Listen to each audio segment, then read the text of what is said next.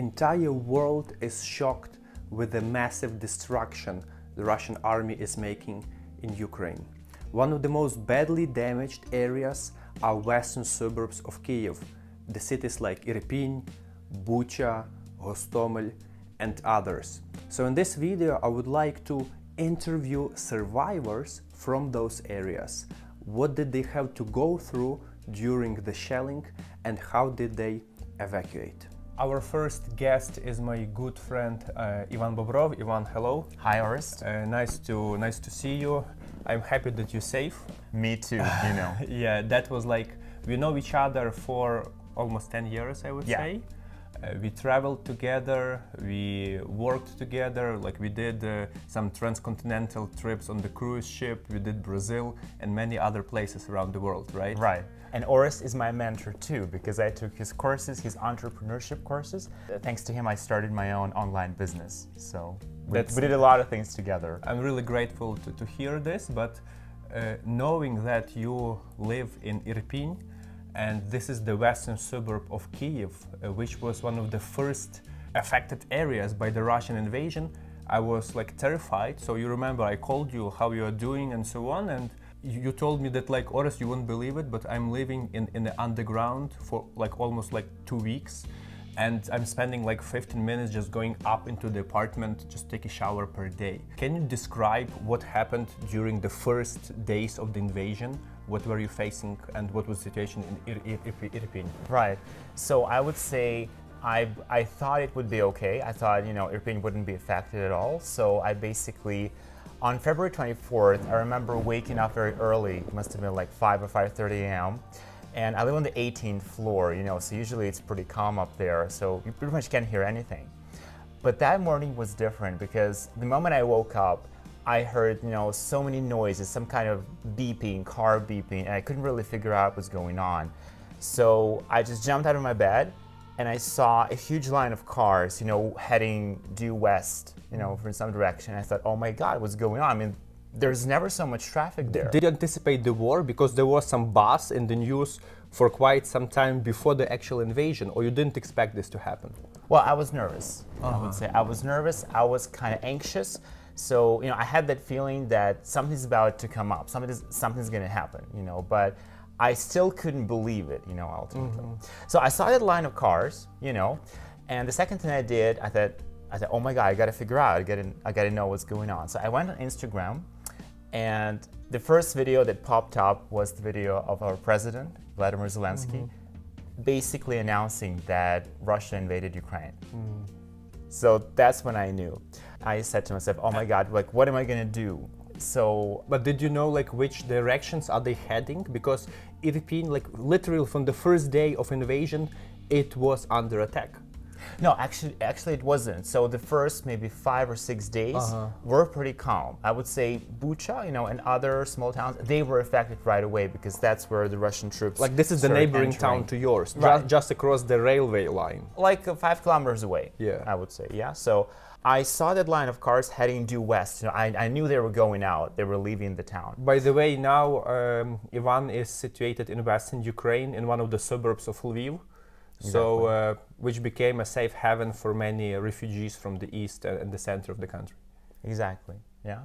So I didn't know really what to do, so I decided to follow my morning routine. I basically went for a run. Okay. I went outside and I went for a run. Oh. Actually, February 24th was my 303rd day of consecutive running. Okay. Like 3 kilometers every morning, every day. So I went for a run. I saw many people on the street, you know, people buying something, people rushing to get into their cars and leave. That was the first time that I was running, you know, without my headphones on, without music, because I really wanted to understand. I wanted to, you know, calm down in a way. So I ran, I came back to my apartment, took a shower, had breakfast, and my students started messaging me like, Ivan, are we going to have a lesson? You are a teacher of English language, yeah, right? I'm an English tutor, yes, an educator. That's why his English is so perfect, as you hear. Thank you. So I basically help Ukrainians master English and overcome their fears and barriers and to speak fluently. So on that day I came back and my students started messaging and saying, Ivan, oh my God, like, is our lesson on? Is everything on? I said, you know what, let's cancel it. And I just wrote until further notice, because I cannot guarantee anything. So I canceled everything. I freed up the day, and I called up some friends. Like they could say, okay, what are you doing? Are you leaving? Are you staying? So some of them who were in Kyiv said, okay, that's fine. We're gonna stay. We're just gonna, buy some groceries or get some water. Gonna lock up in the apartment. It's gonna be fine. Some were leaving on day one, but people were really confused. Like people didn't know what to do. You don't know what to expect, right? Yeah. Ukraine was never in such a war with anybody else. Yeah. As I say, that's their first time because you have no experience. So I said, okay, I gotta prepare. I gotta get ready. So I downloaded all the apps. Like we have this app in Ukraine, Ready for Anything, whatever. And I basically followed the instructions. So I bought the water. I bought groceries. I just made sure I had everything I needed to survive in my apartment.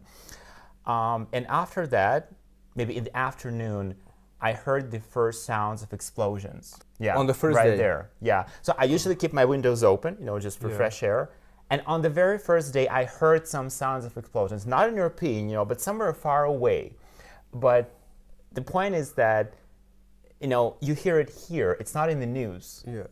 It's in your windows. Yeah. So I said, okay. I went online, and the thing that I read was that there was this Hostomel fight taking place. The airport in the northwest the airport where the famous Mria, the dream plane was actually damaged, right? Exactly. And that airport is 9 kilometers away from where I live. So it's super close. Yeah. So I heard the first sounds of explosions, the sounds of fighting, and I even saw some military planes, flying over my residential building. And what's important to say is that I live on the ultimate floor, the 18th floor of the building. So it means there's the roof, and that's all, and that's it. So I said to myself, I am probably not going to spend this night here. Okay, so even the first night you didn't spend in your apartment? I couldn't, because I have like 5 glass windows, 3 of them are in my bedroom. Like if there's a bullet, or anything, if anything comes into it, there's going to be glass, all over the place. Yeah. And I just couldn't risk it, I just couldn't stay there because I knew that, whatever happens, it's going to be there. So I went downstairs to check out, the basement spaces because I saw we had like 5 or 6 of them in our residential building, and we did have them. So I packed up 2 bags, really, with essentials, mostly like gadgets, documents, food, water, and everything. And in the evening, I went downstairs, and I basically stayed there till the following morning. Okay. So I spent the night in the basement. Were there any other people together with you? Yes. Okay. Yes, there were my neighbors who didn't. So you slept in the basement the Yeah, first I slept night. in the basement, like in a, a sleeping bag next to my 2 All bags, in pretty rare conditions. Did you have internet connection there? Well, I didn't actually have internet inside the basement, but I had it, next to, like at the entrance. Okay. You could still get internet. Guys, this is not the most pleasant experience to stay in a bunker, even for for a few minutes.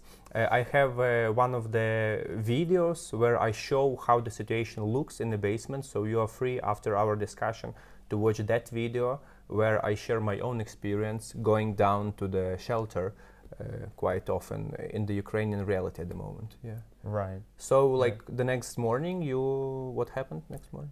So I woke up. I went outside just to walk around my building, my residential area.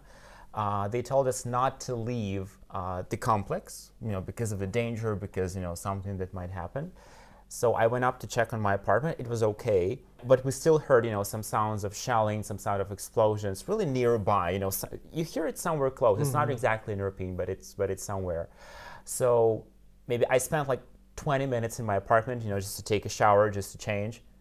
Took some more stuff, for sleeping, like a pillow, something like that, and went down to my basement space. Again, yeah.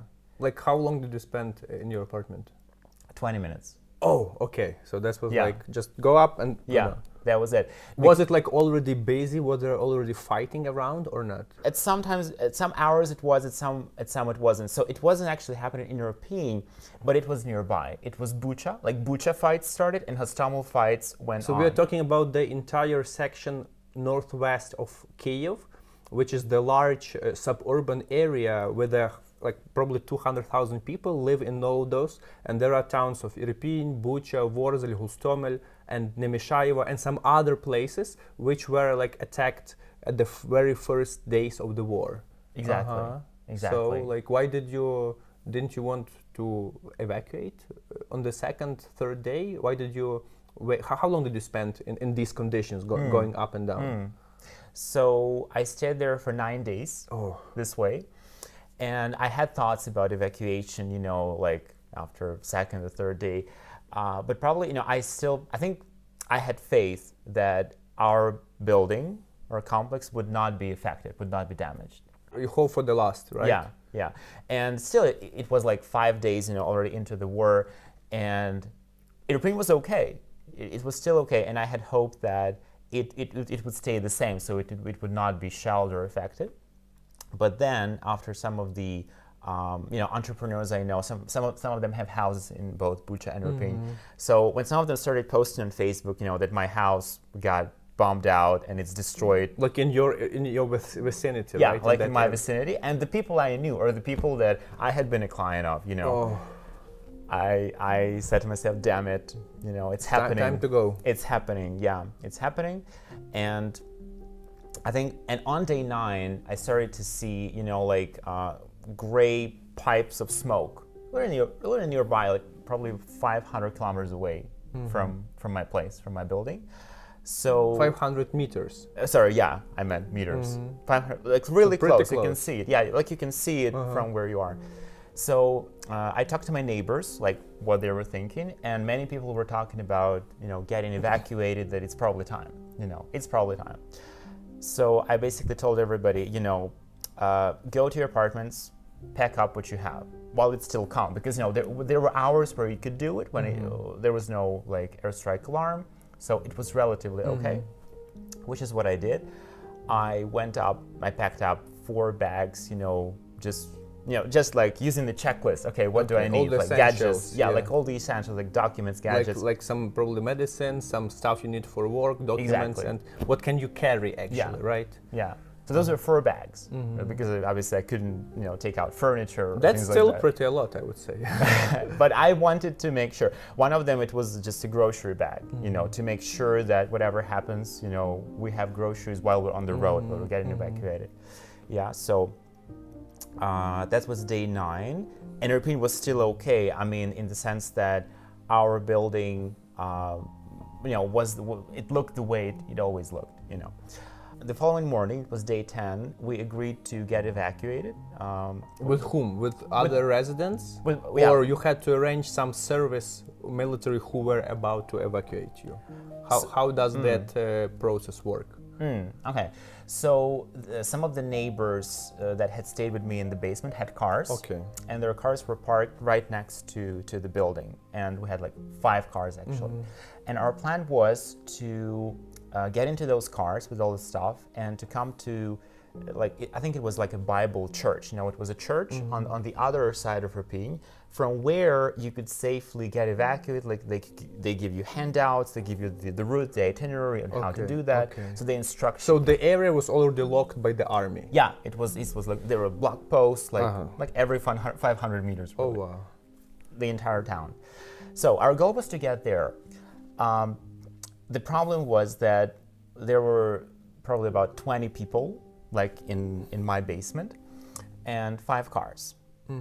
So we wake up, and I come to the car of my neighbors. There were like 4 of us, and we see that, you know, the rear window is broken. It's out.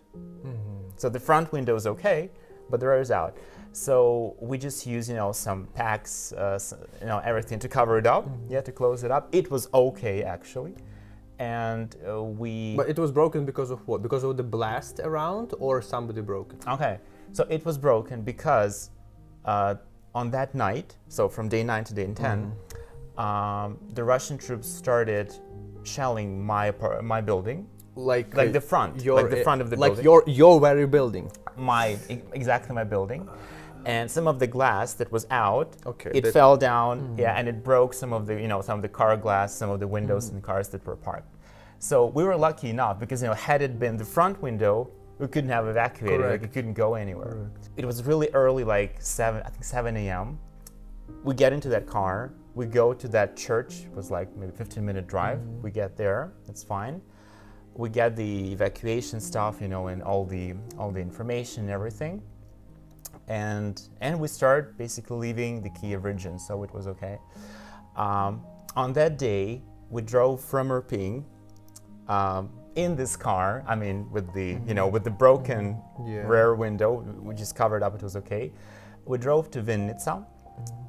So you could not take the main route going west from Kyiv. No. You had to go more south because that was already under occupation. Yeah, it was occupied. Like you couldn't take the Zhytomyr. The main highway, no. No, you couldn't take the Zhytomyr highway. So you really had to go through like small, tiny villages. Yeah. Maybe nobody goes there. Yeah. Like for ages.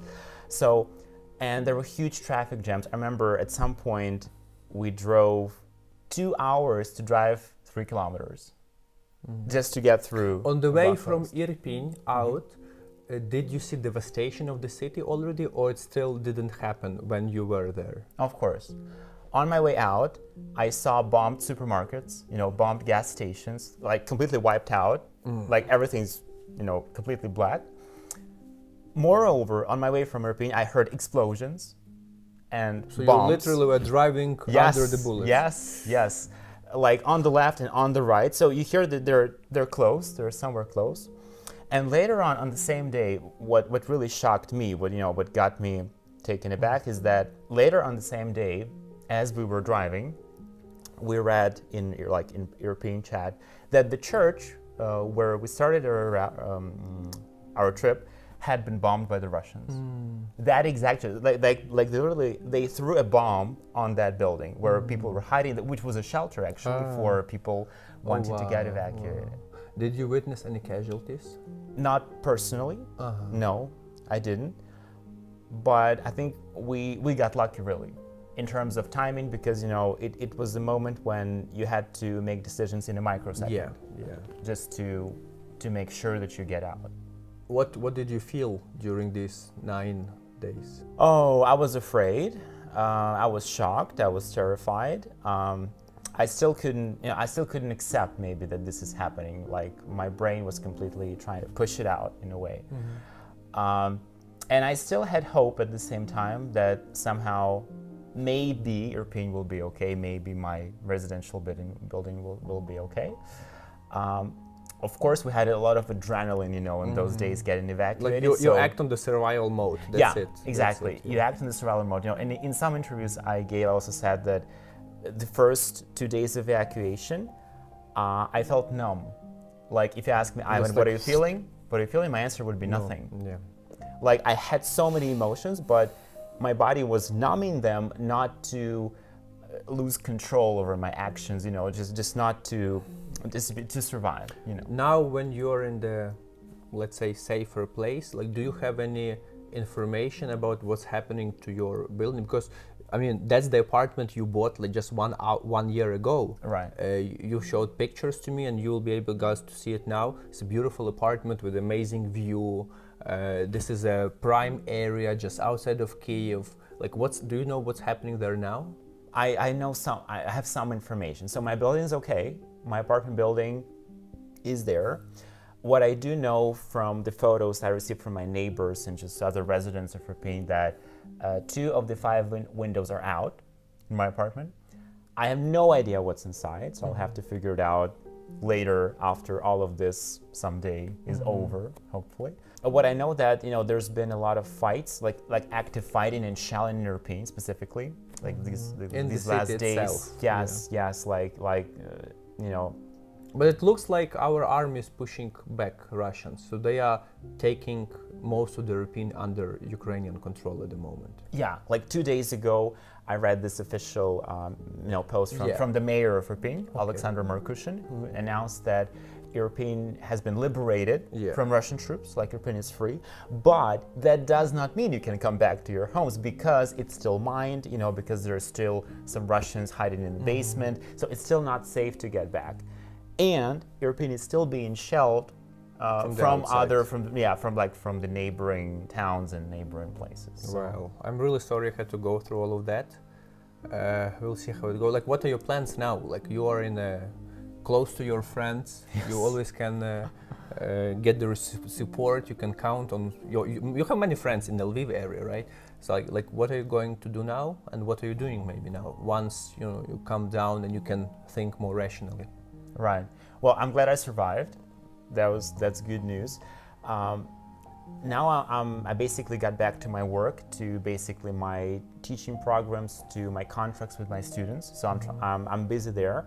I'm reformatting my English courses. I'm just transferring them to a different platform, because I was using the Russian platform. Yeah, like the educational platform. Yeah, like a lot of my colleagues had been using that. So I'm taking all my courses from there and transferring to the Ukrainian one. And that's a lot of work. That's like maybe 8 hours a day. It's more like admin stuff, housekeeping stuff, yeah. And also the teaching itself. So guys, I'm going to leave links to Ivan profiles, your YouTube and everything.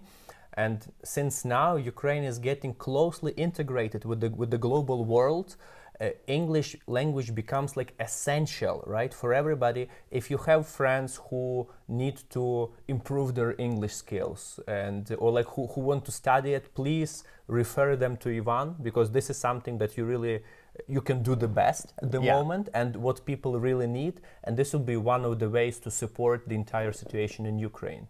So, that's what I also felt, that here's where I could be useful, because I've been teaching for almost 9 years. I have 700 students from 16 countries. So that's where I can contribute. Absolutely. And by the way, so many Ukrainians left Ukraine at the moment. They got evacuated. Like over 4 million refugees left Ukraine. Yeah, refugees. And I started receiving so many requests. Ivan, okay, do you teach Spanish? Do you teach English?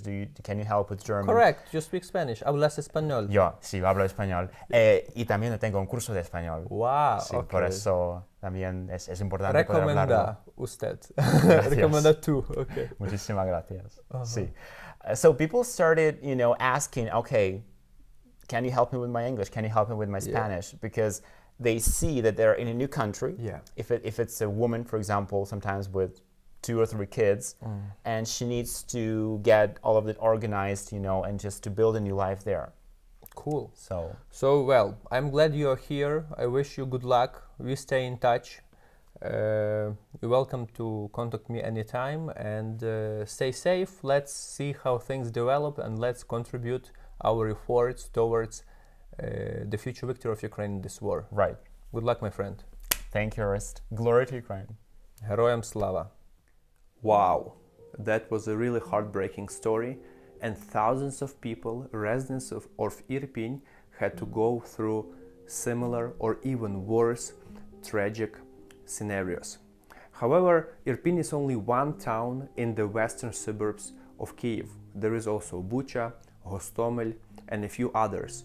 So let's listen to another friend of mine, Konstantin. He is one of the biggest travelers in Ukraine, about the story of his family from Nimishayevo, which is one of the surrounding villages there.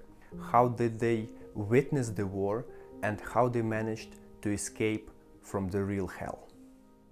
So my dear travel friends, I just wanted to share a story of my family, which was from the first day of war, stocked in a small town of Nimishayevo, which is 30 kilometers away from Kyiv. It's northwest direction from Kyiv, where from the first day bombing was started by Russian troops, and unfortunately my family couldn't leave the village from the first day.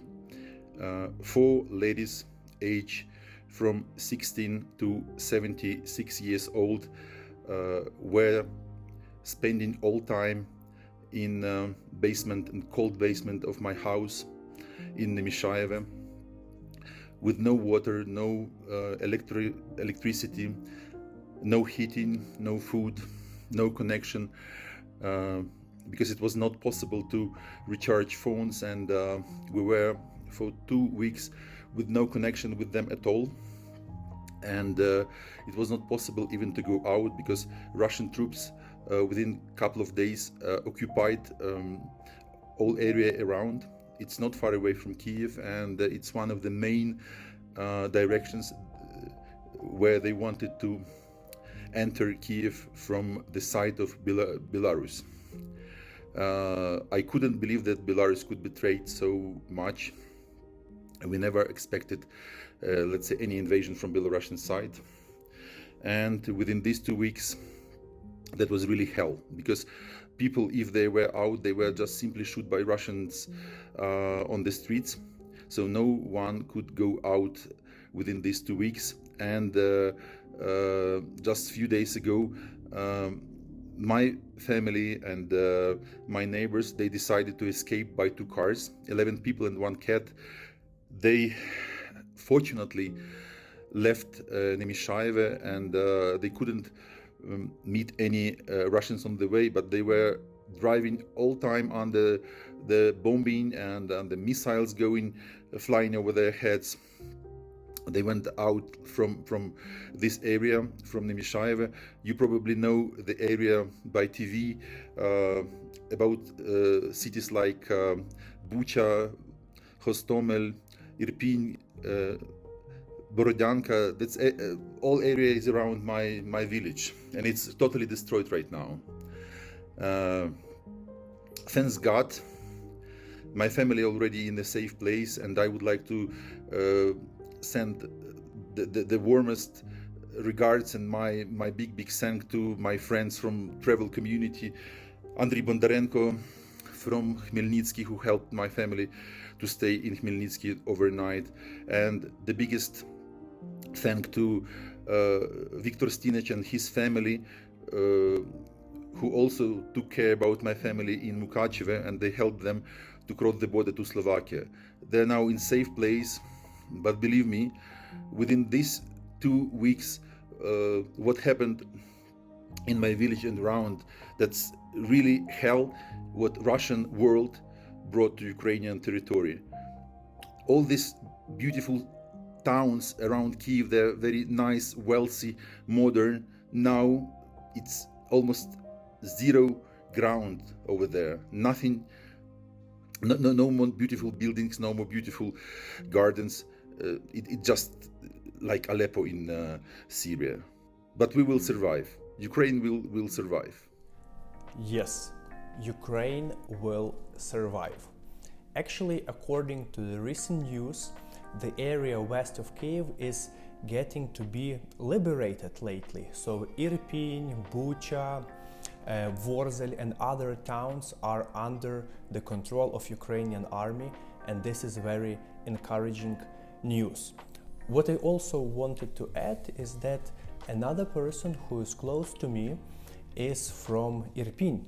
His name is Denis, and he is the lead developer of our app that we are building in order to reconstruct ruined buildings based on the added reality technology. He is too shy, he was not ready to speak on the video, and he is still kind of recovering from this traumatic experience that he had to go through. And at the moment he is based in a safe place in the western Ukraine, actually working hard on our projects.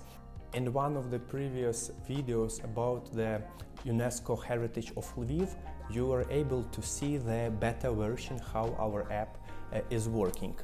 In the meantime, before projecting our future structures that we are going to reconstruct, we still are keeping up with our prior obligations, finishing the projects that have been started before the war, when we were focusing on the historical and travel initiatives as opposed to post-war reconstruction. And one of them is very interesting reconstruction of ancient prehistoric settlement situated in the center of Mykolaiv. This is a large city in the south of Ukraine, which was actually fighting for the resistance against Russian army, and in that area in the south, Ukrainians are pushing back Russians towards behind the Dnieper River, closer to Kherson. So Mykolaiv now is under full Ukrainian control, even though it was also pretty badly damaged. You've probably seen the picture of the local administration in ruins. But still, what I want to show you now is our app development project about the local prehistoric settlement in the center of Mykolaiv. So now let's take a look at the app. This is the temple of the settlement in southern part of Ukraine, dating back to the Trojan times. Yes, and you see that in our Edit Reality app, we are actually from the outside in very details can simply go inside and see what was happening here. Whoop. We come inside, and this is like really valuable because we exactly can show what was happening in those periods. You know, we can come inside, we can go around, yes, around many things just to see exactly, you know, all the details, how it was seeing then, and what was the routine of people. So this is just one example of the projects we are developing. Obviously, it had some travel potential, but at the moment, what we will be doing once we finish with our previous stuff is taking, you know, and researching the buildings that have been ruined by the Russian missiles. And we really believe that our app will take strong participation in the future reconstruction of Ukraine. If you have some ideas, so please feel free to contact me, don't be shy, and I will be more than happy to think of possible collaboration, because this is valuable first of all for Ukraine, for our future reconstruction, but also for some other purposes that the humanity in general needs. That's it from me, guys. Thanks for watching. I hope that our guests in this video were able to show you the real horrors that people in Ukraine are going through. I really hope that those amazing areas that are now lying in ruins will be reconstructed, and I'm very, very grateful for all the support that you and your countries are providing to Ukraine. If you would like to extend it and support personally me and my team, everything what we are doing on the media sphere and in the app development that I just presented to you, please feel free to consider different options to support us directly. Just follow the link below, and there are a few recommendations how you can do this. At the moment, I am coming back to my work and looking forward to see you in the upcoming videos. Stay safe, stay strong, and glory to Ukraine.